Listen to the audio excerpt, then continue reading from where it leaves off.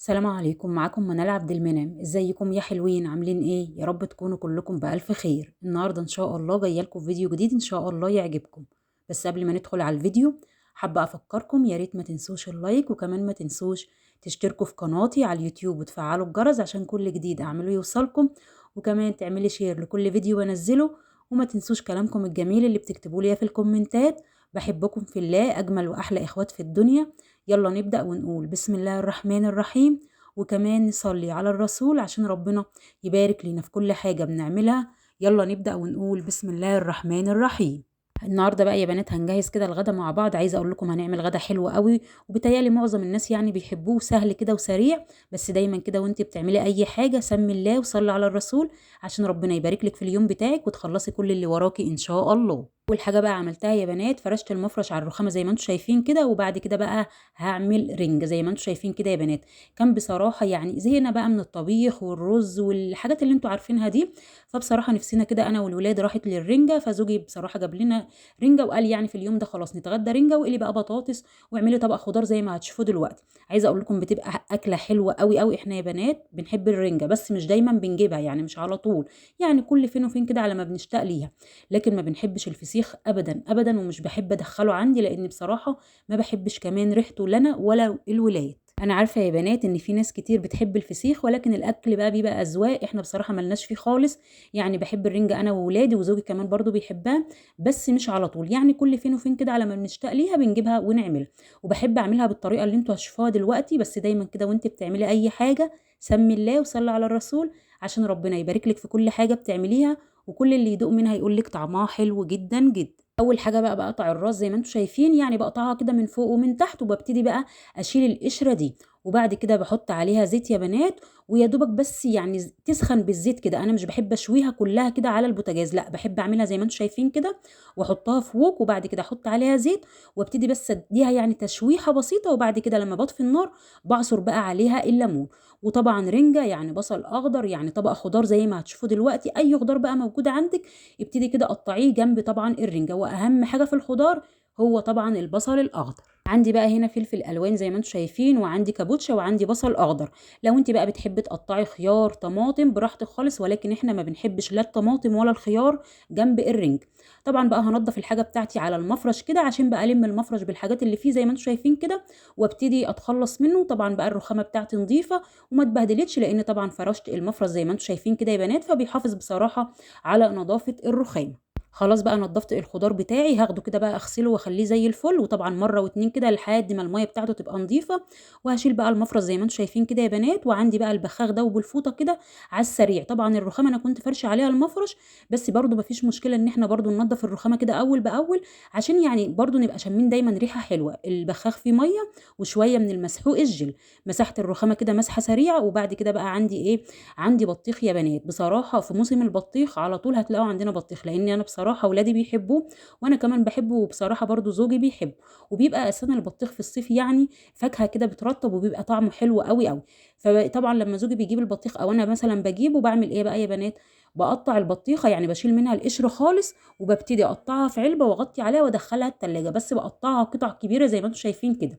وساعه الاكل بقى لما نيجي ناكل منها بقطعها قطع صغيره زي ما انتم شايفين كده يا بنات، وابتدي طبعا احطها في الطبق. يعني ما بحبش ادخل البطيخه بقشرها في التلاجة، لان اولا هتاخد مكان كبير، ثانيا ممكن كمان لو البطيخه كبيره شويه ممكن تكسر الارفف بتاعه التلاجة. خلاص بقى قطعت البطيخ اللي طبعا هناكله زي ما هتشوفوا دلوقتي. وبعد كده هبتدي برضو اقطع طبق خضار بقى اللي انا نضفته معاكم، فلفل الوان زي ما انتم شايفين. عايزه اقول لكم الطبق الخضار ده لو تقدري تعمليه جنب كل اكله اعمليه.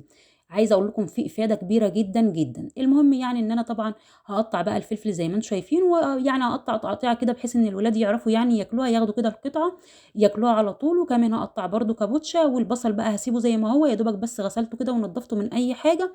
وهبتدي بقى ارص الحاجه بتاعتي في الطبق زي ما انتم شايفين كده يا بنات.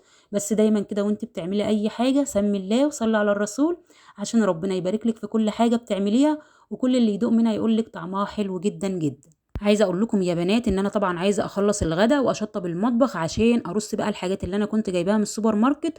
بصراحه هو بيكون يعني بصوا لما برص الحاجه بيبقى يوم صعب عليا قوي، بس بعدها بحس براحه واحس ان انا كده مرتاحه، لان طبعا برص كل حاجه كده مكانها. انا كنت منضفه معاكم ضرفه الخزين، وفي الفيديو اللي قبل ده يا بنات كنت خرجت طبعا جبت حاجات من السوبر ماركت، لكن ما قدرتش بصراحه ان انا ارصها، فهرصها النهارده ان شاء الله في العلب بتاعتها.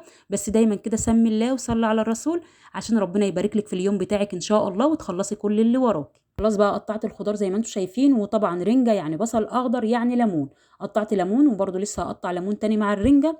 بعد كده بقى في الوقت ده يا بنات قشرت انا بطاطس كده وخرطتها وابتديت يعني اقليها. وكمان هنا بقى هبتدي اعمل الرنجة زي ما انتم شايفين بقى ولعت عليها النار. يا دوبك بحط كده معلقتين من الزيت بسيبها بس تسخن كويس مع الزيت، وبعد كده ببتدي اطفي عليها النار. على فكرة ما بتبقاش حادقة ولا اي حاجة، لان احنا اساسا بنبقى جايبين الرنجة من البداية دلع، يعني مش بتبقى حادقة. قطعت ليمون بقى زي ما انتم شايفين، احنا بنحبها كده يا بنات، لا بنحب نحط عليها خضار ولا بنحب نحط عليها طحينه يعني ولادي بيحبوها سلطه ولا اي حاجه، بيحبوها بالطريقه اللي انتم شايفينها دي يا بنات. وكمان بقى البطاطس اتقلت، طبعا بطاطس بقى حطيت عليها كده ملح بكمون، والبطاطس يعني الطبق التاني حطيت عليه بقى ملح وشطه وبابريكا وكزبره ناشفه. المهم بقى العيش ده كان لسه جاي لنا سخن، يعني زوجي هو جاي من الشغل كده جايبه بقى، عايزه اقول لكم سخن واحلى اكل زي ما انتم شايفين. بجد كانت اكله حلوه وسهله وسريعه وما خدتش مني وقت. اللهم لك الحمد، ربنا يا رب يديمها علينا نعمه، اللهم امين يا رب العالمين. ايه رايكم بقى يا بنات في الغدا السريع ده؟ وطبعا بقى البطيخ يعني هاخد معاه شوك كده، هيبقى التحليه بعد الاكل. ربنا يا رب يديمها علينا نعمه، اللهم امين يا رب العالمين. بعد بقى ما اكلنا الحمد لله طبعا شطبت بقى المطبخ انا مع نفسي، لان ما كانش فيه مواعين كتير ولا اي حاجه، ونضفت الرخامه ونضفت كمان الارضيه بتاعه المطبخ والبوتاجاز. قلت بقى اولع بخور. عايزه اقول لكم يا بنات ان عود البخور ده بيقعد وقت طويل، يعني انا مش بسيبه لحد ما يخلص، لا ده هو بيقعد وقت طويل عندي. المهم ان انا قلت كده اولع بقى بخور، وخرجته طبعا في الصاله بره كده عشان الشقه كلها تبقى ريحتها حلوه. بس الرنجه عامه يعني ما بيبقاش لها اي روايح زي الفسيخ. المهم يعني ان انا ولعت البخور زي ما انتم شايفين، وهنا بقى هبتدي ارص الحاجه، بس هوريها لكم زي ما انتم شايفين كده يا بنات. هنا يا بنات بقى بوريكم ان انا كنت جايبه لب، وكنت جايبه كمان زبيب، وكنت جايبه كمان ب50 جنيه بن. طبعا ده مكان يا بنات انا بجيب منه بيبيع ايه، بيبيع لب، هي مقله بس فيها شوكولاتات وفيها كمان بن وفيها اي حاجه تخص طبعا رمضان، يعني مكسرات او يميش او اي حاجه تخص رمضان. عنده برضه هو اسمه رياحين. المكان ده بصراحه انا بتعامل معاه، حاجته حلوه وبتبقى دايما صبحه، فبحب اجيب منه. فكنت بصراحه بره فجبت الحاجات اللي انتم شايفينها دي، جبت بن ب50 جنيه، وجبت ب20 جنيه زبيب، وجبت ب20 جنيه لب. بعد كده بقى طبعا هبتدي افضي بقى الحاجات بتاعه السوبر ماركت. انا كنت حاطه الشنط زي ما انتم شايفين كده بس على الرخامه اللي ورايا، فقلت النهارده بقى كده سمي الله وصلي على الرسول، وابتدي بقى ارص كل حاجه مكانها، عشان كده احس بقى ان انا ارتحت والمطبخ بتاعي كده رايق ونضيف وزي الفل. خلاص بقى نزلت الشنط كده عشان طبعا اعرف افضي الحاجه اللي فيها. اول حاجه بقى جبتها ايه، جبت كيس رز يا بنات. عايزه اقول لكم الرز ده جبته قبل كده وعجبني بصراحه، فجبت منه كيس زي ما انتم شايفين كده. جبت كمان مكرونات، طبعا المكرونات اللي ولادي بيحبوها، يعني انا لما بروح السوبر ماركت يا بنات اي حاجه ولادي مش بيحبوها ما بجيبهاش، عشان طبعا ما اكونش يعني صرفت على حاجات ملهاش لازمه، او حاجات هجيبها عارفه ان هي مش هتتاكل فما بجيبهاش طالما عارفه ان ولادي مش بيحبوه. فجبت بقى مكرونه قلم زي ما انتم شايفين، ومكرونه كمان سباكيتي، وجبت مكرونه بتاعه التحمير. بجيب كيس واحد، يعني لما بكون محتاره في الاكل كده ببتدي احمر شويه واقلي جنبيهم بطاطس واسلق بيض، واليوم بيعدي وربنا يديمها علينا نعمه، اللهم امين يا رب العالمين. جبت كمان يا بنات كيس مكرونه قلم مكتوب عليها يعني ميني مكرونه كده او ميني فرن. طبعا بصراحه انا جبتها ليه، جبتها يا بنات كده شكلها عجبني اول مره اجيب يعني المكرونه دي. انا بجيب القلم اللي احنا كلنا عارفين اللي انتوا شفتوها دي، قلت لو عجبت الولاد بعد كده ان شاء الله هجيب منها. وجبت كمان زيت وجبت ملح وجبت طبعا زي ما انتوا شايفين كده صلصه يا بنات. جبت كمان يا بنات ازازه الزيت صغيره، ليه؟ لان عندي واحده زيها وان شاء الله هخرج يعني اجيب التموين، بس الزيت بتاع التموين انا بخليه للقلي. جبت هنا كمان كيس بن ابو عوف، قلت اجربه يعني لو عجبني ابقى اجيب منه. سامحوني بقى يا بنات انا مش فاكره اي اسعار. المهم طبعا الحاجه اللي انا يعني ناقصه عندي هحطها في العلب، والحاجه بقى اللي هلاقيها زايده هحطها في درج التربو زي ما هتشوفوا دلوقتي. يعني هنا بقول لكم انا عندي شعريه، فالاكياس دي هخليها زي ما هي وهحطها في درج التربو مع المكرونه الاسباجيتي، لان بصراحه المكرونه الاسباجيتي ما عنديش علبه ليها او عندي منظم ليها. جبت بقى العلب زي ما انتم شايفين، وطبعا عندي بقى العلب بتبقى نظيفه وزي الفل. هبتدي بقى افضي فيها طبعا الرز مش هيجي في علبه واحده فهحطه على علبتين، وبعد كده بقى افضي المكرونه القلم وكمان المكرونه اللي انا قلت لكم ان انا جبتها ولو عجبتني هجيب منها، ومكرونه التحمير برضو هفضيها هي كمان. وعندي بقى ضرفه الخزين كانت نظيفه، بس كل اللي كنت محتاجه اعمله فيها ان انا ارص كل حاجه زي ما انتم شايفين كده. بس دايما كده وانت بتعملي اي حاجه سمي الله وصلي على الرسول عشان ربنا يبارك لك في اليوم بتاعك وتخلصي كل اللي وراكي ان شاء الله. عايزه اقول لكم يا بنات ان انا مش جايبه فاصوليا ناشفه ولا لوبيا ناشفه. ليه؟ لان بصراحه عندي الولاد مش بيحبوها قد كده، ولو يعني نفسنا راحت لها ببعت ابني يجيب لي من السوبر ماركت مثلا نص كيلو او ربع كيلو وبعمله في نفس اليوم. وبرده بالنسبه للعدس برده اللي هو الكشري او العدس برده اللي زي اللي بنجيبه من بره برده بجيبه في نفس اليوم واعمله، لان بصراحه يعني لما بجيب الحاجات دي وبحطها بتقعد وقت طويل عندي، لان يعني ولادي مش بيحبوها قد كده. فعشان كده بقول لكم يا بنات انا بجيب الحاجه اللي عارفه ولادي بياكلوها. زي ما انتوا بقى شايفين كده فضيت المكرونات في البرطمانات بتاعتي، وطبعا كل حاجه كده هرصها مكانها وارجعها مكانها، بس دايما كده سمي الله وصلي على الرسول عشان ربنا يبارك لك في اليوم بتاعك وتخلصي كل اللي وراكي ان شاء الله. كان عندي بقى كيسين رز صغيرين زي ما انتوا شايفين، كنت استعملت كيس والكيس التاني كان مقفول، فقلت برضو افضيه في البرطمان، وبعد كده بقى هبتدي اشيل الاكياس وانضف البرطمانات كده عشان برضو لو في اي تراب هي مغسوله ونضيفه، ولكن برضو طالما يعني استعملتها او حطيت فيها حاجه ممكن برضو تكون اتلحوست كده، فابتدي برضو انضفها بالفوطه. خلاص بقى هنضف البرطمانات بتاعتي وابتدي بقى ارجع كل حاجه مكانها. وطبعا الحاجات اللي زايده عندي اللي انا يعني ما فيش لها علب عندي هبتدي احطها في درج التربو زي ما هتشوفوا دلوقتي. لمعت بقى الرخامه بتاعتي كده ونضفتها وخليتها زي الفل زي ما انتم شايفين يا بنات، وهبتدي بقى ارص كل حاجه في ضرفه الخزين وكده بقى ارتحت رصيت كل حاجتي بنظام. عايزه بقى اقول لكم يا بنات ان انا بحبكم في الله، ربنا يخليكم ليا ويديمكم في حياتي اجمل واحلى اخوات في الدنيا. شكرا على كلامكم الجميل الطيب اللي زي قلوبكم الطيبه، بجد بحبكم يا بنات وربنا يخليكم ليا ودايما مع بعض يا بنات، اللهم امين يا رب العالمين. عايزه اقول بقى لاخواتي الامارات اللي بيتفرجوا على الفيديو ولسه طبعا ما اشتركوش في القناه، يلا بسرعه بقى انضم لعيلتنا الجميله عشان القناه تكبر كده وتفرحوني. ربنا يا رب يكبر بخاطركم ويخليكم ليا، بحبكم في الله اجمل واحلى اخوات في الدنيا. خلاص بقى يا بنات رصيت كل حاجه زي ما شفتوا، وطبعا الزوايد زي ما شفتوا كده حطيتها في درج التربو، وعندي درج التربو نضيف. كان عندي كمان العلبه بتاعه البن كنت غسلاها وناشفه، قلت بقى احط فيها البن، وبما ان البن ده فاتح اللي انا بفضيه واللي جايباه برده من ابو عوف فاتح، فقلت احطهم على بعضيهم. وعايزه اقول لكم انا جربته حلو على فكره يا بنات. المهم ان انا بقى هحط البن عشان كده بقى نظمت برده كل حاجه مكانها، وحطيت كده كل حاجه مكانها عشان عندي المطبخ يبقى نظيف كده ورايق وكل حاجه متنظمه ومحطوطه مكانها.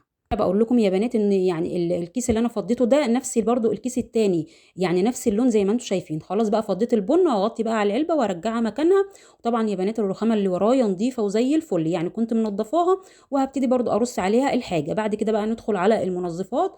جبت جيركن صابون وفير، بصراحه يعني عايزه اقول لكم الصابون ده حلو وبيرغي وكمان بتبقى ريحته حلوه، وبصراحه بحس ان هو بيقعد وقت طويل عندي. انا عندي جيركن يعني بستعمل منه، بس انا ما بحبش الحاجه تخلص من عندي، فقلت اجيب الجيركن ده، وان شاء الله في مشتريات الشهر الجاي ممكن بقى اوفر تمن الجيركن ده اجيب حاجه تانية. يعني هيكون عندي الصابون، فبتمن بقى الصابون ممكن اجيب اي حاجه تانية ناقصاني.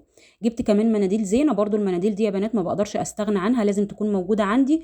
وجبت كمان مناديل برضو للمطبخ، برضو لازم تكون موجوده عندي، يعني المناديل دي بصراحه انا ما بقدرش استغنى عنها. وجبت كمان علبه او ازازه فريده، يعني مطهر كده ومعطر برضو للسيراميك. وجبت كمان المنظف ده لان الفرن بتاعي عايزه انضفه، فقلت هجربه لو عجبني يعني ابقى اجيبه تاني. انا كنت جايبه نوع قبل كده ووريته لكم، برضو كنت جايباه من عند محمود الفار، برضو بصراحه كان حلو بس خلص، فجبت النوع ده قلت هجربه لو عجبني ابقى اجيبه تاني. انا كنت طبعا جايبه المشتريات بتاعتي يا بنات من بيت الجمله. طبعا يا بنات كل حاجه بوريها ليكم ببتدي بقى ارجعها كده مكانها، بحيث بقى ان المطبخ بتاعي يبقى نظيف وشقتي نظيفه وكل حاجه كده مترتبه مكانها. بس دايما كده وانت بتعملي اي حاجه سمي الله وصلي على الرسول، وادعي ان ربنا يبارك لك في اليوم بتاعك عشان تخلصي كل اللي وراكي ان شاء الله بسرعه. زي ما قلت لكم يا بنات هو بيبقى يوم متعب، بس الحمد لله برتاح بعديه لان كل حاجه بقى بتبقى متنظمه عندي، وبيبقى اللهم لك الحمد كده بيتي فيه خير. ربنا يا رب يملى بيوتنا بالخير، اللهم امين يا رب العالمين. جبت كمان يا بنات كيس اوكسي، كنت عايزه طبعا اجيب يعني كيس كبير 2 كيلو، بس ما كانش فيه غير الكيلو ده، كان فيه بقى اريال برسيل وطبعا ده مقاطعه ما رضيتش اجيبه. فالمهم جبت الكيس ده وانا عندي برده شويه، وقلت لما اخرج ابقى اجيب كيس تاني مفيش مشكله. جبت صابون زي ما انتم شايفين 4 مع بعض كده، كانوا عاملين عرض تقريبا ب 54 جنيه. وجبت كمان برضو العرض الكلوريل ده زي ما انتم شايفين 3 مع بعض. طبعا كل ازازه يا بنات بيبقى مكتوب تستعمليها لايه. خلاص بقى كده يا بنات دي المشتريات بتاعتي، وطبعا بما اني كنت جايبه لب فقلت كده بقى احط كده واقعد يعني انا والولاد بقى اليوم بتاعي خلص، اللهم لك الحمد. لو عجبكم الفيديو يا بنات ما تنسوش اللايك، وما تنسوش كمان تشتركوا في قناتي على اليوتيوب وتفعلوا الجرس عشان كل جديد اعمله يوصلكم، وكمان بقى تعملي شير لكل فيديو بنزله. وما تنسوش بقى يا بنات رايكم في كل فيديو بنزله عشان طبعا رايكم بيهمني جدا جدا. ربنا يديمكم في حياتي ويخليكم ليا، وما تنسوش بقى كلامكم الجميل الطيب اللي شبه قلوبكم الطيبة تكتبوا لي في الكومنتات، عشان طبعا كلامكم بيفرحني جدا جدا. ربنا يخليكم ليا اجمل واحلى اخوات في الدنيا، بحبكم في الله. خلاص بقى جبت طبق التسالي هحط فيه اللب، وهنقعد بقى انا والولاد كده. ربنا يا رب يرزق كل مشتاق بالذريه الصالحه، اللهم امين يا رب العالمين. يخلي لكم اولادكم جميعا يا رب، ويبارك فيهم ويجعلهم من الصالحين، ولادي وولادكم اللهم امين يا رب العالمين. ما تنسوش بقى يا بنات رايكم في الفيديو، بحبكم في الله. كنت معاكم منال عبد المنعم، سلام عليكم.